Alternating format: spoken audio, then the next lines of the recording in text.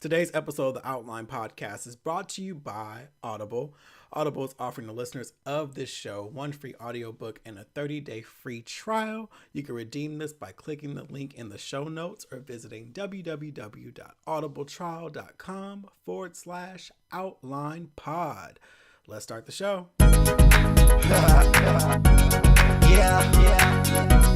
the outline with Kevin Dwayne, Kevin Dwayne.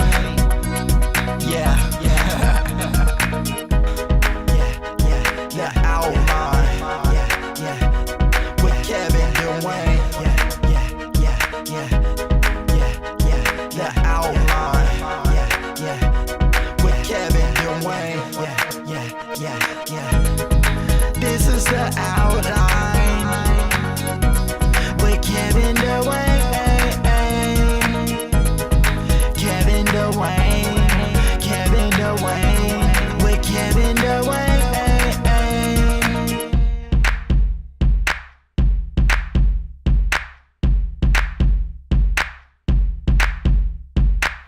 Yo, what's good, you guys? This is the Outline Podcast, and I'm your host, Kevin Dwayne, with your weekly discussion of all things entertainment, LGBT culture, and a piece of encouragement for everyone. I hope you guys are having an amazing week in the midst of all that is going on. When I tell you, I legit have to take breaks from social media and just news sources. I feel like every week there's some news story that is put out to trigger us, to show us how trash the people we associate with are, and I had to remove myself. Like, I feel like every other day my head is exploding at how people are thinking and viewing certain things. Like, it is just, it's so much. It is so much. But on the bright side, there are other things that are happening in life. I'm still preparing for the marathon. And I don't know if you guys follow me. You should be following me on Instagram. And if you read my story or seen my story, I'm tired of running. I am tired of running. This is week 13 of 18 total weeks that I'm training for the Publix Marathon, which is March 17th here in Atlanta.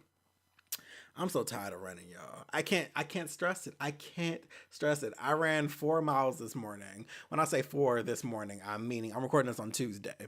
So by the time you listen to this, well, I don't know what time you listen to it, but if you listen to it on Wednesday, I will have ran an additional, I think, 4 miles. No, actually, I'm supposed to run 8 miles on Wednesday. Oh, God. So, yeah, I'm just tired of running. I ran 4 miles this morning, and I was just over it at mile 2. I was like, why am I doing this again? And so I'm supposed to run 18 miles on Saturday. So here's the thing. I don't skip my long runs. I may play around during the week and not do all of my short runs because I might not feel like it. But the rules of the training are you never skip your long runs. You have to get your long runs in because you have to get your body acclimated to going the distance. I'm supposed to go 18 miles on Saturday. And then in week 15, which is in 2 weeks, I do 20. 20 is the most I am going to run until I do the full marathon on March 17th, which is 26.2 miles. Oh, my God. Like, I'm not going to run again after the marathon. Everyone keeps telling me, they're like, oh no, wait until you do it. You're going to want to do it all the time. I'm like, I don't see that. I really don't see that. I don't see that. I see me getting my medal and putting that bitch up and saying, hey, I did this shit. I may do a half. I may do some more 10Ks and stuff like that. I mean, I'm not against running like at all, but I just feel like this is a lot. But I'm still committed, but oh my God, it's so real right now. It's so real. Like I literally wake up and I put on my compression pants and my socks and my shoes and my little belt. And then now when you run longer distance, you gotta take more shit with you just in case, so I can make sure I got my ID and some cash and then my phone just in case I need to call Uber, and then my water and then snacks. And it's like going camping. It's legit like going camping, but you come home in a couple hours. That's another thing. Long runs is guaranteed hours. Like I'm going to be gone a minimum of 2 hours. A minimum. And then it goes up more and more. I'm pretty sure when I run 18 on Saturday, that's going to push towards 3 hours. I'm pretty sure of it, which means my marathon is going to be around 4 or 5 hours. It's going to be like 5 hours of running on the marathon day. Oh my God, I don't even want to think about it. I'm just going to keep doing what I've been doing and just waking up and just pushing my body out the door and just letting it be what it is. Just let it be what it is, because like, whoo. My God. Like I said, it's all about mental focus right now. It's all about mental. That's the only thing that is keeping me in this. Cause like I legit was just like, I'm tired of running. This ain't even. And then that with all, like the anxiety. So I can finally give you guys some more information. I'm excited to give you this information because I've worked so hard to get this goddamn information. So, the last, oh my God, I want to say month. I know the shows have been kind of all over the places. I've skipped a couple weeks and I popped back in. I was talking about manifesting certain things and then also wanting to, make things happen and getting in gray areas. Okay. The moment of that can be clear now. I'm going to be very forthright with you all with, enough information I can give you in this moment. So, the whole thing about it is I have a huge life change happening very, very soon. March to be exact, just before my birthday. And it's going to affect everything, absolutely everything.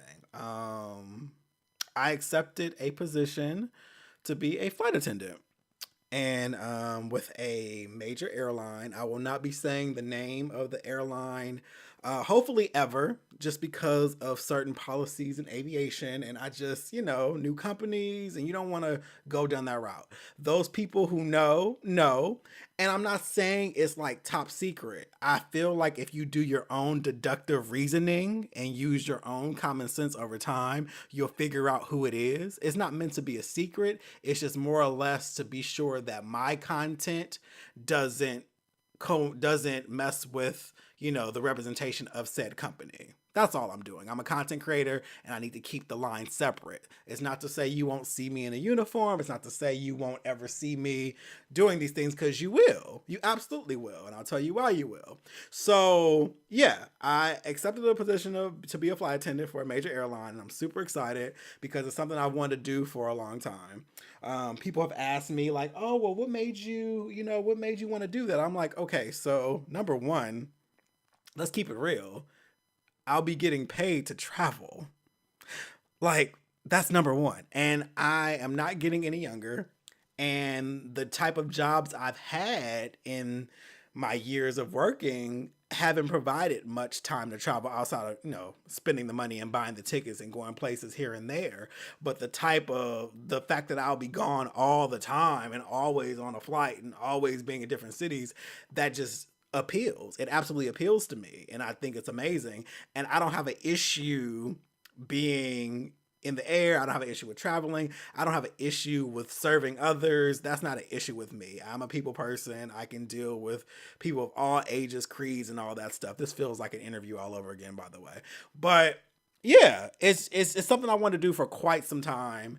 And it was with this specific airline. I only applied to this specific airline exclusively. No other airline. I applied to this one only for the last 3 years. And it's been an interesting journey. So 3 years ago, I applied. I don't think I got a response back at all. Like nothing happened. It was a no-go. Nothing. The second time I applied, I got a video interview and I did an assessment. And then after the video interview, it was like no, we're gonna pass. But what was interesting was the first go round, it was like, oh, we're thanks but no thanks, but apply again in 6 months. Okay. The second go round, it was thanks but no thanks, apply for another role if you want. I'm like, okay. The third go round, I had my own little skepticism, but I was like, yeah, let's see what happens. And then I was already in the system. So I'm pretty sure all I did was log in and click the button and applied, and I forgot about it. And then I got an email to do a video interview, did the video interview, and there's been a lot of stopping and going throughout the whole process. This started in August of last year. So there were so many times where I would start and stop and forget about it and it would pop back up. And then I did the video interview, the site assessment, and then like in December, shit just got super real. So peep that timeline. It was August of last year. Did a video interview, did a site assessment probably within a month. Okay. Didn't hear anything back until December, like right before Christmas. And then right before Christmas, I got feedback like, hey, we want to do another interview with an actual person. I'm like, okay, cool. Did that interview with an actual person the day after, 2 days after Christmas. Then they're like, cool, we're going to take you to the final step. The final step was 2 weeks ago, got the job at the final, like on the spot at the final step. And so I was just like, oh shit, this is like actually happening. Third time was a charm. And so I was actually going through a lot. So let's talk about this. I'm going to keep it so 100 with you all on this part. As far as like being a flight attendant, it like there's pros and cons. It's a whole different type of lifestyle. Like I will likely have to relocate. It's a different type of pay structure. Considering I've been in one career field for as long as I've been with one company, I will be taking like a pay cut to do this, but I really want to do this and make it work. So it's one of those things where, you know, you make a sacrifice for what you want to actually do and you just deal with it later. And so I kind of had to deal with that. So when I had my final interview with this company, my current company, Coke, you guys know that shit. I don't have to pretend you don't. They out of nowhere had 2 roles that they wanted me to interview for. Like it was happening so fast. I was like, what the hell? Where'd these roles come from? These roles haven't even been here. And then out of nowhere, I was like, okay, I'm being tested. I am being tested by the universe to see how bad I really want this. Naturally, with the 2 roles I was being offered, they were going to offer me more money than what I'm currently making because they're promotions. So naturally, it's like, okay, you can make some more money right now, but you're going to be, you know, in an office still doing office shit and stuff like that and going through the whole thing. And so I was really kind of like in this position, like, am I making the right decision? Should I entertain these other roles? Should I interview for them too? See what they're talking about? Or should I just go with, you know, being a flight attendant? It was like this whole thing. And so I was torn, and it was kind of bringing me anxiety, which is why I skipped a couple weeks of recording shows and I was all over the place because I knew that I had to make important decision about my life, and every single thing would be life changing because it wasn't what it was in December. It was like, oh shit, but it felt good to have options. It felt good to be wanted and felt good to be like, oh shit, like, you know, this is dope.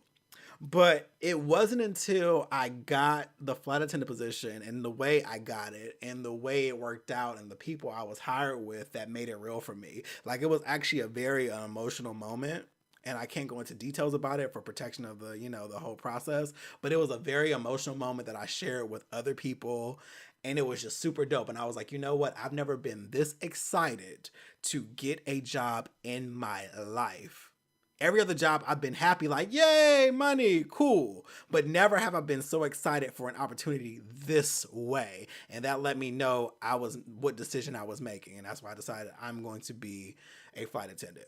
So then after that, I still couldn't like announce it. And I won't, it's funny. Podcast listeners are going to get this before everybody else. I'm still not going to like really say anything until after I go through training and get my wings and all that shit. But right now I'm telling you guys because, it affects you. And so, yeah, I accepted, the role, and I'm really, really excited, you guys. I really want to do this, and I'm excited. I am really, really excited. So yeah, that is that. So that kind of brings me to this podcast. The podcast is not going away per se. It's going to go through a transition, if you will. Don't unsubscribe just yet. Don't delete everything just yet. Hold on. I'm definitely this is going to be a thing. I will be doing shows up until I start training in March. So we're good until, the end of February. So there will be shows. But then I'm going to be in training for a couple months. Away. Training for a couple months. So I won't be able to record in that time. And then also after I'm in training, I'll then be flying. I'll then be on trips, and then I don't know where I'm going to be based. I don't know where I could be moving to. I don't know. I know very little right now. So the show will be placed on hold during that time. And what I do know though is I will be going back to YouTube. And but here's the thing, everything will still be under the Outline podcast. So we're just going to add a visual aspect. I don't know that it'll still be an audio show, but like I said, don't unsubscribe because I'm hoping I can just make it a video podcast because there is capabilities in Apple Music or Apple Podcasts to do video podcasts. So don't unsubscribe because the chances are if I can get the videos uploaded, it can still come to you like it does now in audio format, but it will be video. So ultimately, this is going to become a travel blog. It's going to become a travel podcast, if you will, but very much vlog style. So I'll be taking you guys along with me on trips, when I'm in new cities and trying out restaurants and giving you all the stories of what's going on. So the brand isn't going anywhere. Like Kevin Dwayne is going to be here. Like that's not like I'm not going anywhere. It's just going to go through a transition, a much needed transition because my life is changing, but I definitely want to take you guys with me. So like I said, don't unsubscribe. Don't, leave me just yet, but just be ready for the transition. Make sure you are subscribed on YouTube, The World of Kevin, or the Outline Podcast. On Facebook, I'm going to be posting the videos everywhere when that starts. Now, this won't be for a few months. Remember, I have to go to training for a couple months, and then I have to get on the line. So I have to get adjusted to all of this. Like my life is about to change in the craziest way. It's so exciting. I have my own little anxieties about it, not fears, but anxieties. Cause I'm like, oh my God, like my life is about to be so different very, very soon. And it's just, it's crazy. It's absolutely crazy. So yeah, life's going to be crazy, but the brand isn't going anywhere, but it's going to be summertime. When you guys hear from me again, I mean, after February, after I do the last show of the week in February, it's going to be a while before you guys hear from me again, but don't leave. I'm going to have some content for you. It's going to be exciting. It's going to be fun. I think it's going to be super interesting because you guys know how I am. And I think it'll be a very, very good time, but that's been what's been going on. That's been it. Like I've been kind of like, it's been a lot, but I've wanted this for a long time. Like I've wanted this for a long, long time. Like I love traveling so much, but traveling can be pricey. And I just, I was like, how can I make this work for me? And I'm like, you know what? That is the way. And I love flying. So yeah, it's going to be super interesting. It's going to be super interesting, but I'm so excited because I said it's with the airline that of my choosing. And that feels like a gift. It feels like a gift because I could have easily said, forget this. I'll go with another airline. I could have gone different routes. I'm like, no, I'm going to keep trying this airline only. It's a visual thing. And it just is what it is. And the fact that I got the airline of my choosing, and it's just, I'm super excited. I'm super, super excited. And yeah, that's all I really can say. That's all I can say. So hang in there. Be on the lookout for videos. We're going back to YouTube, y'all. Videos and just a lot of cool stuff. But I'm not going anywhere, but the podcast just has to go through a few transitions. That is all on that. So yeah, that's the big news. That is the big news. A major change ahead. But thank you all those of you who did know, thank you for the support, and thank you for, keeping it on the low and being supportive. And yeah, yeah, I'm super excited, you guys. Like, I cannot tell you. I think more or less, I feel like what makes me so excited about it is I don't have to be behind a computer for work anymore. So I can then be more creative. I can then put more into my brand. I can then put more into the things I create. I'm still going to be a photographer. I'm still going to be a videographer. I'm still going to, do my thing creatively. And I just feel like I could put all that energy into it on my layovers. And it's so exciting to think about. And like I said, there's pros and cons to everything. I'm going to have crazy schedules. I literally have signed away all of my weekends. I've signed away all my holidays. I've signed away birthdays. I've signed away weddings. Like, there's legit, especially in the next couple years, because everything works off of seniority, and I will have none when I start. And this industry, people don't really leave it. So you can be somewhere for 10 years and still not have seniority to do certain things. So I'm going to be gone for a lot of important things, but I feel like there's still a trade-off. I'm going to have a crazy schedule, but whatever. It's something different. It's something out of the ordinary, and I embrace it. It's going to be amazing. And like I said, I will take you guys along with me, but it will be visual. So yeah. Before I get out of here, I do want to touch on a couple things, and it's kind of like what I started out with all the craziness that's going on.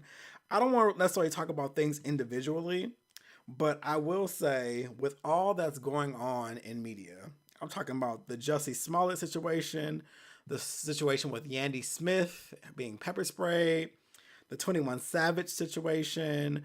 Hell, even going back to the R. Kelly situation, what we're witnessing right now, what I'm witnessing right now, is pretty much a lot of people simply have blind spots that they're not willing to address.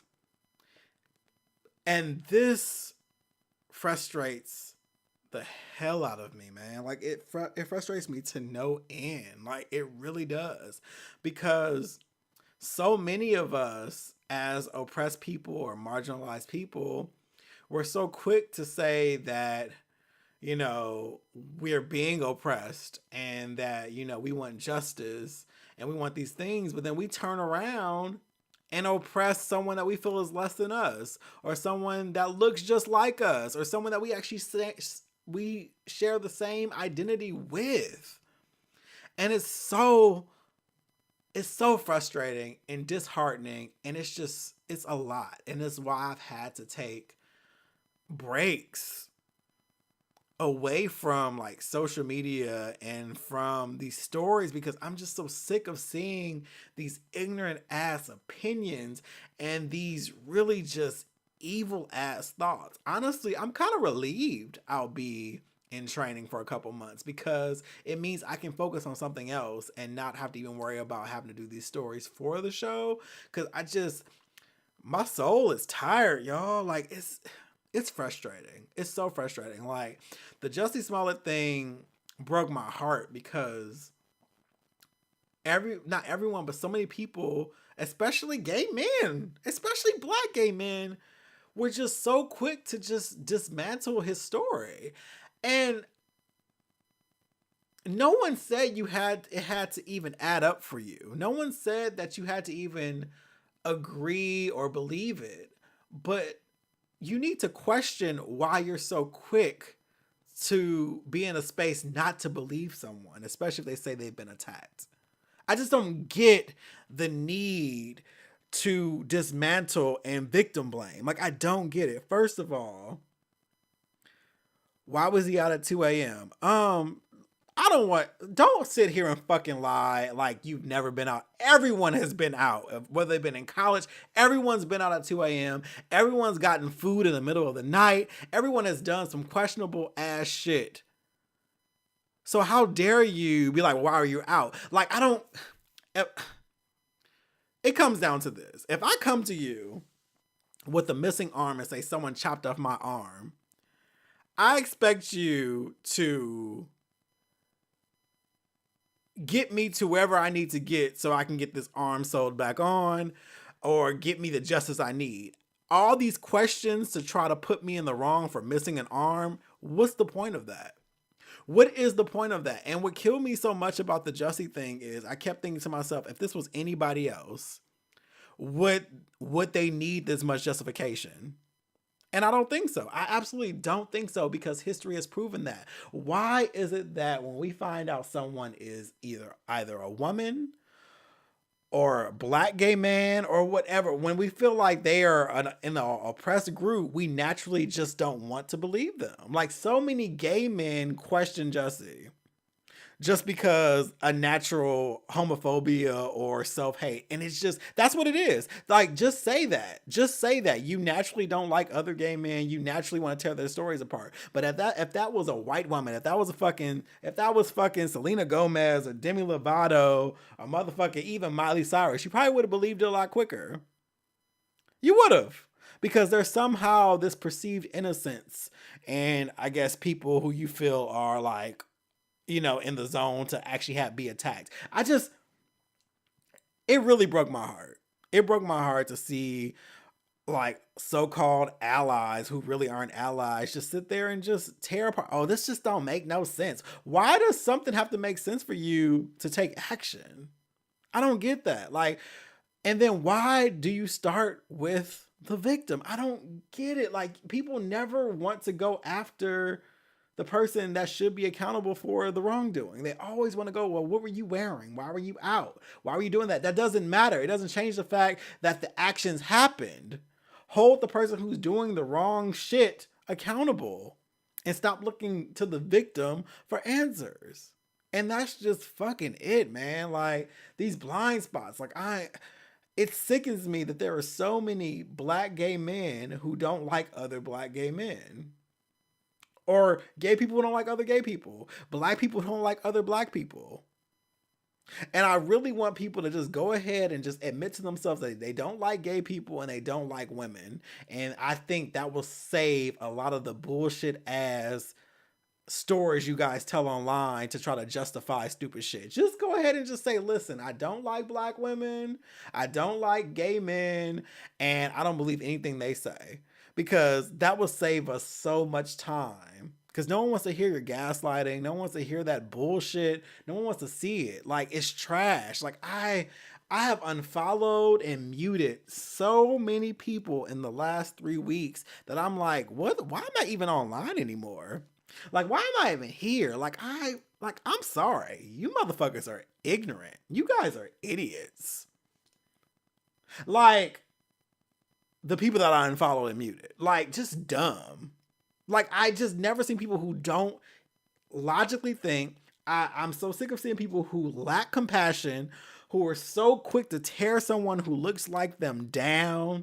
It sickens me. Like, it really sickens me. Like, just trash behavior. Trash. Like, absolute trash. And it's just, where is the compassion? Who the fuck hurt you? Like, what does it take? Like, what will it take?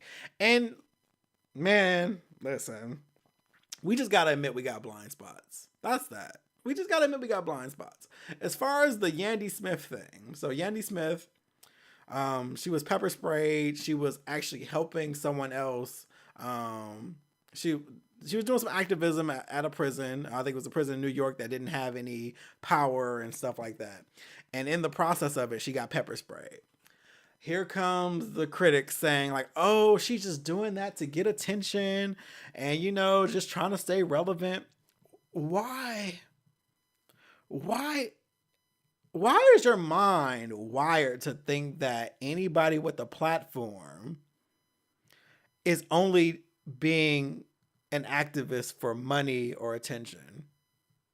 Like, the goal of activism is to reach the masses because you're trying to shift thinking. You're trying to shift, a certain process. You want to be progressive. So you want to get to larger platforms to get the message out there. But every time the message gets out there, there are certain people who want to tear it down and make it about something that is not. I mean, when Beyonce did Formation and did the NFL thing, man, she's just doing that for money. She's doing that for attention. It's not legit. Nah, she was using her platform to educate and expose certain things. Like, how can we as a people, and I mean in general, black, gay, whatever, like, how can we say we're not getting justice, we're not getting representation, we're not being heard, and we have all these fucking complaints, but then when someone actually steps up in the forefront to push the message out, we tear that fucking platform down? What sense does that make? What sense does it make? Like, why does your cynicism only pop up in times where it should actually be quiet as fuck? But you'll accept it from someone else. You'll accept it from someone outside of the community. You'll accept it from someone else who actually oppresses us. Like, the people who actually are using it for business purposes, oh yeah, it's okay for them. But people in our own community, that's who you're skeptical of. Like, that's who you don't believe. That's who you don't buy. That's when the story doesn't add up. I'm sick of your shit. Like, I'm sick of your shit. Just go on and say you don't like gay men or gay people. Say you don't like black women or women. Just go ahead and say that shit and save us all the time. Because your gaslighting and your bullshit ass cynicism and all that shit is trash. It's trash. No one wants to see it. No one cares about your opinion. No one cares that it doesn't add up. No one fucking cares. You're slowing down the fucking train. Get the fuck off of it. Period. That's it. That's all I got. That's all I got. I'm tired. My soul is tired. I just can't, man. Like, we need more compassion. We need more love. We need more understanding, and we need less victim blaming and more of holding people who actually are in the wrong accountable. That is it. I hope you guys have enjoyed the show. Make sure you subscribe, share with a friend, and yeah, that's all I got. Thank you all. Peace out.